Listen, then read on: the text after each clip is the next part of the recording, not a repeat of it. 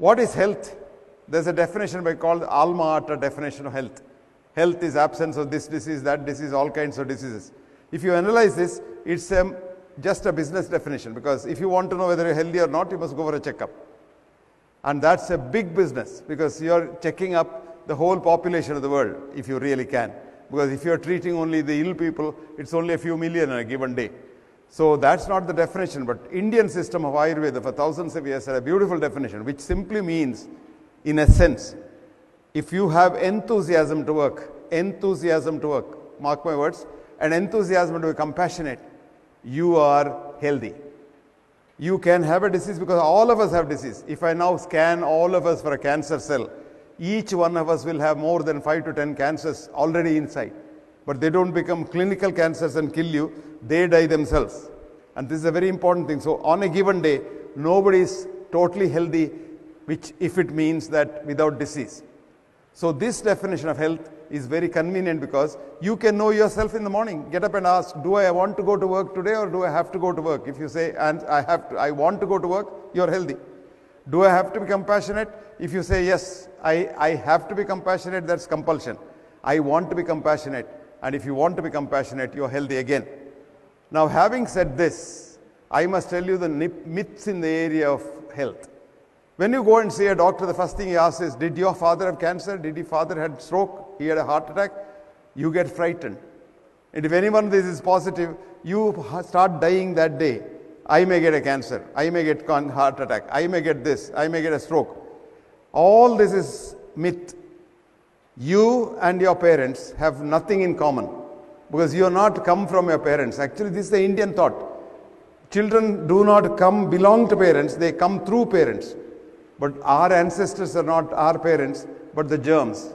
This world for the first 2,000 billion years was run by only germs.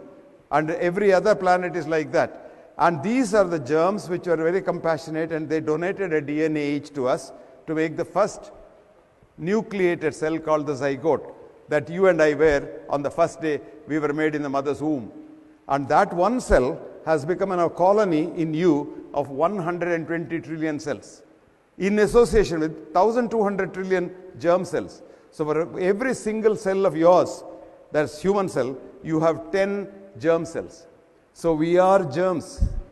And this germ theory propagated by the Western medicine to use antibiotics as medicines is the one that is killing mankind all over the world because of superbugs. Now germs are our friends, and germs have brought us here, and we belong to them. So you don't have to worry about your family history of this disease or that disease, because there's a big myth going on saying that your genetic analysis, your genome studies, your genetic engineering, stem cell study, preserving your cord blood of your child, preserving your dead body, etc., etc., is a multi-billion-dollar industry. All that is a myth. What is true today is, if you are healthy today, you are lucky. If you are unhealthy today, you are lucky. There's nothing that you can do to preserve your health or continue it. But one thing is, health is environmental. Health is not genetic. You are not inherited from your parents. Health is purely environmental. In this context, we again talk of, and we have been talking about, the risk factors. Your heart disease, your hypertension, diabetes, body weight, height, weight, mass index, your girth of the abdomen, girth of your all kinds of things we talk about. All this has been again proved wrong, because a largest study, the longest study and the biggest study, which is called the MR-FIT study, Mr. Fit study, multiple risk factor intervention trial, which went on for prospectively 25 years, showed that there isn't anything called risk factor. Even if you remove the risks by intervention, the risk, if anything, remains. So even if you whether remove the risk factor or not, the risk remains. But the only thing that can save you is change your lifestyle. This is because lifestyle is the biggest environment. What is the environment of the human body? Human body is in fact human mind only. With quantum physics, we have quantum understanding. Matter is energy, energy is matter. For such of you who don't belong to the science stream, I'll give you a nice article. Please read this. Matter is not made out of matter. That's the article. Matter is not made out of matter. Written by a man who got the Nobel Prize and the alternate Nobel Prize. Because he called E is equal to M. Energy is matter, matter is energy, as a duality. And the man has written this article so for you. And in the article he writes, I quote, he says, I am just a scientist, like a child playing in the sands, the sand time. But these Indian sages have called this Advaita thousands of years ago. And he says, that is the philosophy that runs quantum physics. And your body is a holographic projection of your mind, which is called your consciousness. And the mind is not in the brain as we think and as we practice in psychiatry. We give you drugs when you have some mental problems. These drugs go and affect the brain where the mind is not there, and the brain gets damaged. So the drugs only damage the brain and do not treat you. As a matter of fact, create more problems. But what is important is the mind is the environment of the body. I am repeating this. The mind is the environment of the body. So if you have to get any disease to the mind and to the body, it's again the mind that affects the whole thing. And if you want to get rid of it, you have to change your mind.